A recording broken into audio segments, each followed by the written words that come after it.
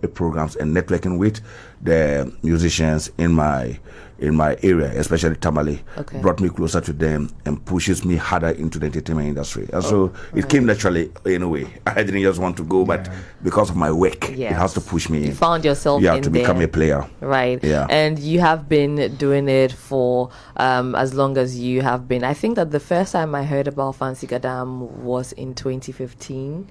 Yes, well, yeah, exactly. 2015 was the first time I heard about Fancy Gadam. But for you, how did you come to work with Fancy?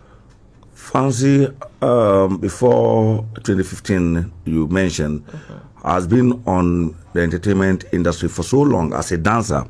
He didn't start as a musician, and he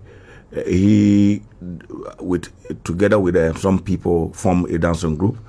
Until he decided, I didn't put him into the music industry. He decided to be a musician. And so at the time, it was very difficult because he was coming into the midst of so many great musicians, so it was very difficult to penetrate. God willing, at the time, I became also popular, in my circle. So I realized that this guy is somebody who is pushing to be known, who is pushing to be on the top, but they were not giving chances to either perform on stages or head on radio through interviews. Even in the north? Yes, there were a lot of musicians you don't hear of. Right. Yeah, even up to now, there are a lot of talents you don't hear of.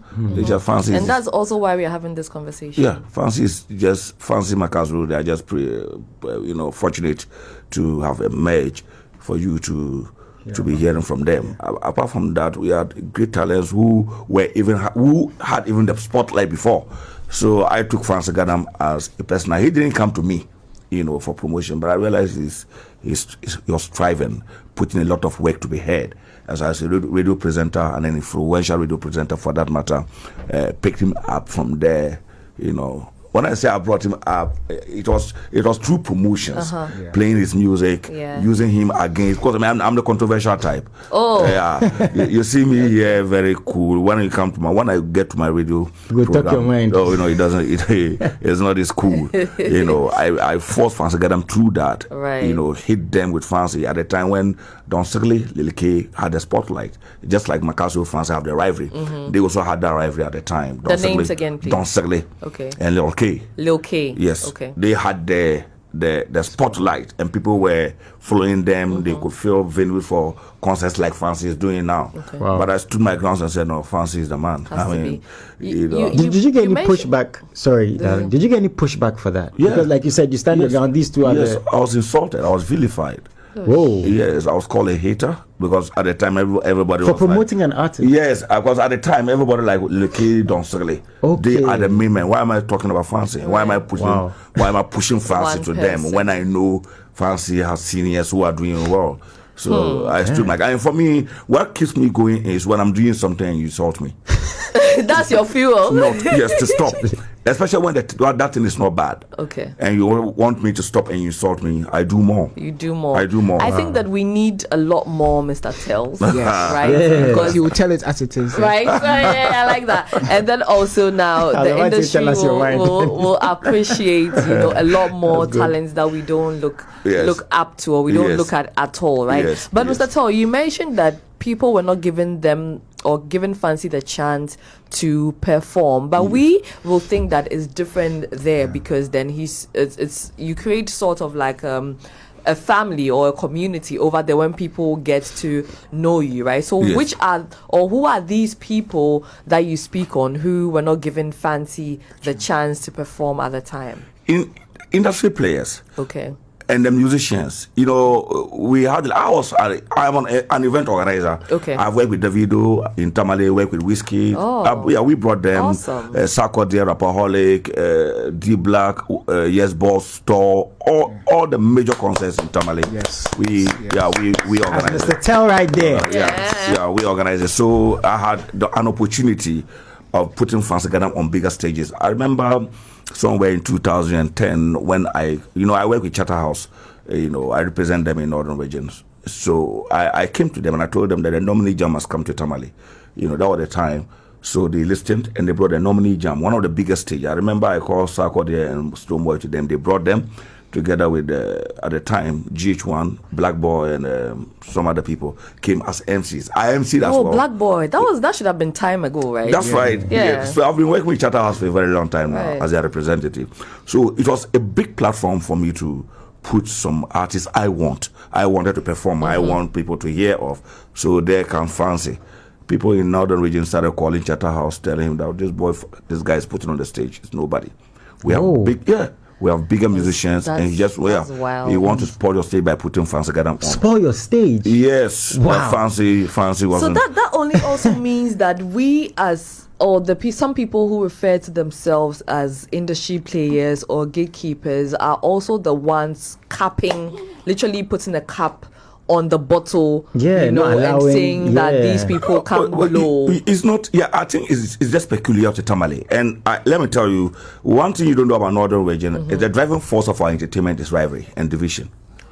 Oh, yes. This is interesting. Yes. The driving force of the Northern region entertainment is rivalry and division. You have to pick side to be heard. Even presenters go sides. Okay. I don't mean to. Trip, just quickly, right? Because he's saying that. Yeah. Just take us a little into what the entertainment landscape in general looks like in the Northern region. Until now, it was normal, just like Accra. Everybody could help. Anybody could launch his album, invite others. But now you are hearing about Fancy and Macasu because of the rivalry between them. Okay. Not because not because they are talented, not because they are handsome, but because of the rivalry.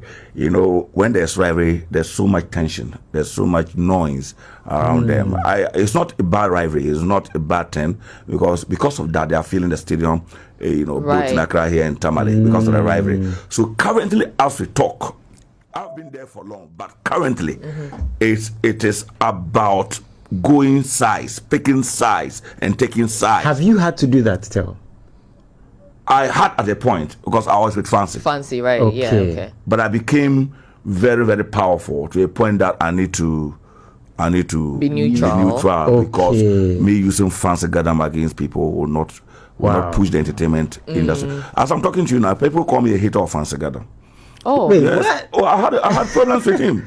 At the point, Fancy, can you believe Fancy even locked me up at the police station? Oh. They reported me. I had confusion with him, and there were things he said, and I also said things which I don't want to repeat here. He reported me up. His fans pushed him to report me. You understand That's me? crazy. So whatever I say here against Fancy, people see it as hatred. They forget that I've been with him, and my station suspended me for 2 times because of Fancy Gadam.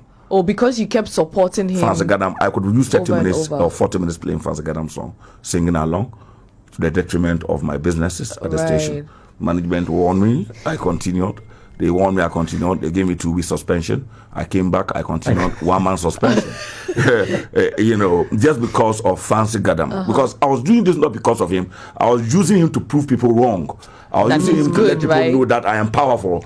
And I can, I can direct the industry the way I wanted. You wanted. And I had it. So at a point, Macasu emerges because Fancy Gadam also, we launched his video album through Front Page Entertainment, headed by Macasu, the footballer. Yes. Oh, okay. So he brought me on board too. Well, when he wanted to manage Fancy mentioned me. Macasu wanted to manage Fancy to help them. Okay. And the Front Page. So finance it. Right. Yeah. Okay. So Fancy mentioned me to him as a what's it called? As a promoter.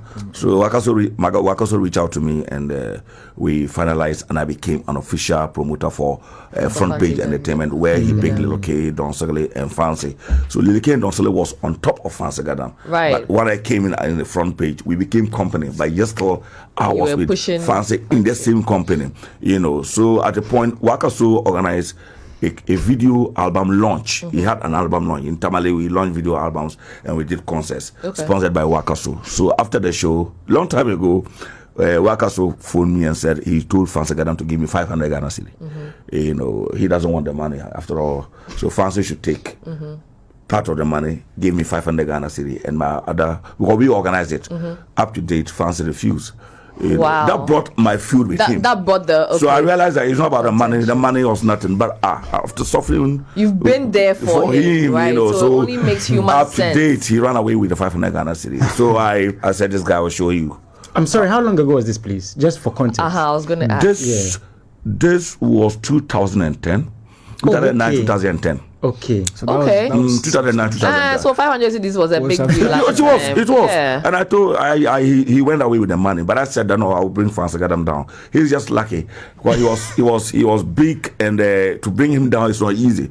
But the only way I could do that was to use another person against him. So who did you use? Macasu. So you are the same person who used. Yeah. No, it's going to be a long conversation. Please, it's only 9:44. No, we need to get into it, because this is also now telling us the role that industry players and the media play in pushing artists, right? So we need to get into how you use Macasu, and then how Macasu also became a household name in the North for us to hear. I just want to know one thing. I think I mean, there's so many, we can mention so many names. I get the rivalry with Macasu and Fancy Gadam, and I can mention a few other names. Sister Tell, I don't know if that's also sister something. There's also another guy, Mafia.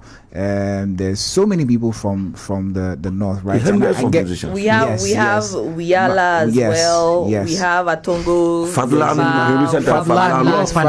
which child is coming up? Yes. Recent time, Rich Kid, Linko Boy. Yeah, we have music great talent. So I mentioned these names because you mentioned how division is sort of the driving force of the entertainment space. And I was going to ask you that, do you think that outside of the entertainment space is actually like a cultural thing? Because over the years we have heard about the divisive nature of the different factions in the northern region. Do you think that is also like contributory to this, as I don't know if I should call it a strategy, but like the nature of the industry over there? Yeah, it should, and it's playing well. Like I said earlier, I was telling Samuel Flex 2-3 days ago that whether we like it or not, that the driving force of entertainment is controversy. So, in Ghana. Yes, or worldwide. In Ghana. Okay. You should be ready to do things people are not willing to do. You should be ready to say things people are not ready to say, devoid of insult though. And that should be the driving force. Like you asked, traditionally, you wouldn't have heard about Fancy or Macasu, but for the rivalry. So it tells you that your question, I'm coming to a question, it tells you that it has played a major role in lifting and elevating the industry in northern Ghana. Let me come back to what I was saying. I use Fancy Gadam against his masters. Yes. With spotlights. Now, Fancy Gadam became top, very popular, even before Macasu. Macasu was nowhere to be found. So when that happened between myself and Fancy Gadam, I said, no, this guy doesn't know me. He's ungrateful, and I'll teach him. So I had an agenda. And that is me. When I go on an agenda, no, even my CEO can stop me. I will make sure I get it done. Agenda man. I have a question when you're done with your submission. Yeah, no problem. Yeah. So when that happened, I said I picked. Macasu had came out. He was a musician. I didn't introduce him to the music, right? But he had came out with a single. Okay. And it was just dominating within his area and something. Right. I'm a radio presenter. How did you get to know about Macasu before you continue the story? Someone introduced him to me. Okay. He was in a group with another person. Okay. Vision. Okay. He came out as a group. Okay. They were in a group, 2 people. Okay. So you said he was known just in his area. Yes. So I picked Macasu. I said, no, this guy, because I needed someone way down to use him against Fancy, let him know that Fancy is nobody. Just to also prove your power. Right. I have a question. Right. I have a question, Lenny. So in line with that. Yes, in line with that. I mean, we've had several conversations about power play and then what's it called, gatekeeping, right? Now, I mean, in your based on your submission and how you've wanted to, you had your own agenda. Yeah. Do you think that it is? I don't want to make this a question of whether it's right or wrong, but do you think that it is important for us as stakeholders? I wouldn't even say gatekeepers, because we are all part of the industry. We play a very important contributory role to it. Do you think it is ethical, right, for someone of your stature, right, who has the power to make and unmake people, to have a personal agenda and to feel like maybe because I don't want to call it an ego trip or anything. You're talking towards professionalism or something? Yes, I'm speaking about professionalism, because I feel like personal sentiments shouldn't have to come into the foray when you're dealing with artists based on maybe a relationship that you have, your very much aware relationship. So how do you feel like that factors into the retrogression of the industry? Because we do not see it going forward sometimes because of these personal issues. So I'm trying to understand, because in your submission you have mentioned how you have tried to use different factions because against each other. I mean, the controversy helps, but also when it's stemming from a place where it feels like it's personal and you're trying to prove a point. Let's just take it that I was unprofessional. Okay. Let's just take it I didn't go by the rules and norms of the radio station, but it has helped. We had Fancy and now we have Macasu. Last you get there. And you mentioned another name as well as coming up, right? Fadlan. No, Fadlan was even a nominee for the Unsung award for the Unsung. No, there are a lot of. I'm just saying that even though he looks at it as unprofessional or we shouldn't be so, but I'm just saying that the possibilities and the advantages of what I did, we shouldn't just look at the negative aspect. What I did also brought forth, someone to elevate the industry. Right now, looking at that, right? This is you pitching two. Or maybe Fancy against two people, and then Macasu against Fancy, right? Yeah. But this is just in the north, right? Now I want us to just trickle it down a little bit. Yesterday I did mention that I think that the artists who find themselves in different regions aside Accra don't need to move to Accra to be able to blow up, because I don't believe in us saying there's a mainstream, right? Everywhere should be referred to as